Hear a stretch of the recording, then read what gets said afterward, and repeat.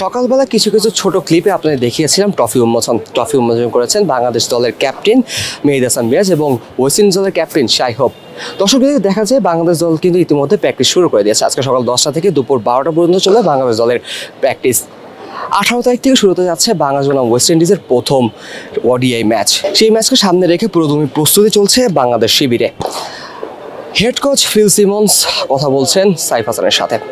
সবচেয়ে উদীয়মান ব্যাটসম্যান যদি বলা যায়, দীর্ঘ প্রতীক্ষার পর তিনি কিন্তু বাংলাদেশে চান্স পেয়েছেন এবং চান্স পাওয়ার পরই তিনি কিন্তু দেখিয়ে দিয়েছেন তার জাত। ব্যাটিং করছে কিন্তু সৌম্য সরকার, অনেকদিন পর তিনিও ডাক পেয়েছেন এই স্কোয়াডে।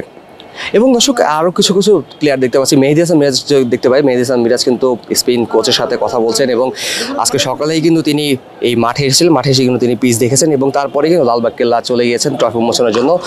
তখনই কিন্তু তিনি ট্রফি নিয়ে যখন তার হাতে উঠেছিল ট্রফিটা, তখন হয়তো বা ভাবছিলেন যে আফগানিস্তান সিরিজে অথবা ট্রফিটা এবার যে ধরতেই হবে ওয়েস্ট ইন্ডিজের বিপক্ষে। এবং শন টেট কিন্তু রয়েছেন, pace bowling coach Shaun Tait রয়েছেন এবং ফিল সিমন্স রয়েছেন। তীব্র গরম, ফিল সিমন্স কিছুক্ষণ পরপরই তলা দিয়ে তার ঘাম মুছেন এবং আমি দেখতে পাচ্ছি হাসান মাহমুদকে দেখতে পাচ্ছি। দর্শক, হাসান মাহমুদ কিন্তু অনেকদিন পরই দলে ডাক পেয়েছেন। পুরো উদ্যমে হাসান মাহমুদ কিন্তু বোলিং করে যাচ্ছেন, ইতিমধ্যে বোলিংয়ে যাচ্ছেন এবং তাকে মোকাবেলা করবেন সৌম্য সরকার এবং অসাধারণ একটি ডিফেন্স সৌম্য সরকারের কাছ থেকে। এবং সব মিলিয়ে দর্শক যা দেখতে পাচ্ছি যে অসাধারণভাবে খেলছেন হাসান মাহমুদ এবং পুরো দলই কিন্তু মোটামুটি খুবই আশ্চর্য অবস্থায় আছে। বাংলাদেশ দল কিন্তু এই যে আফগানিস্তানের সিরিজ, সেই সিরিজে কিন্তু বাংলাদেশ খুব বাজেভাবে পরাজয় হয়েছে।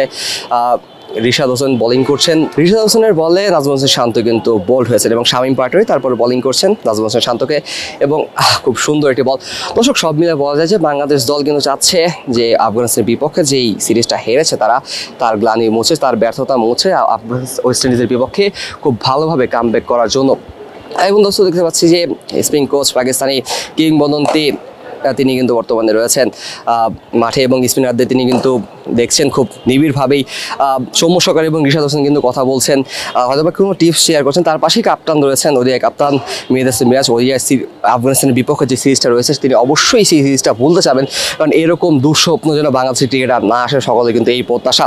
দর্শক, সব মিলিয়ে বলা যায় যে বাংলাদেশ দল পুরোদমে প্র্যাকটিস করছেন এবং তাদের লক্ষ্য কিন্তু কালকের যে ম্যাচ, অর্থাৎ 18 তারিখ বেলা দুপুর 1টায় যে ম্যাচটা অনুষ্ঠিত হবে মিরপুর শেরেবাগ জাতীয় ক্রিকেট স্টেডিয়ামে, সেই স্টেডিয়ামে কিন্তু বাংলাদেশ চাইবে পুরোদমে আবার ফিরে আসতে। আফগানিস্তানের বিপক্ষে যেই সিরিজটা হেরেছিল বাংলাদেশ, সেই সিরিজের গ্লানি সম্পূর্ণভাবে মুছে ওয়েস্ট ইন্ডিজের বিপক্ষে যাতে খুব পুরোদমে বাংলাদেশ দল নামতে পারে, সেই চেষ্টাই কিন্তু রয়েছে বাংলাদেশ দলের পক্ষে। মেহেদী হাসান মিরাজ চাবেন যেন ওয়েস্ট ইন্ডিজ সিরিজে যে ব্যর্থতা হয়েছে সেই ব্যর্থতা ভুলে তারা যেন খুব নতুন উদ্যমে খুব ভালোভাবে এবং পূর্ণ শক্তিতে বাংলাদেশ দল যেন ফিরে আসতে পারে।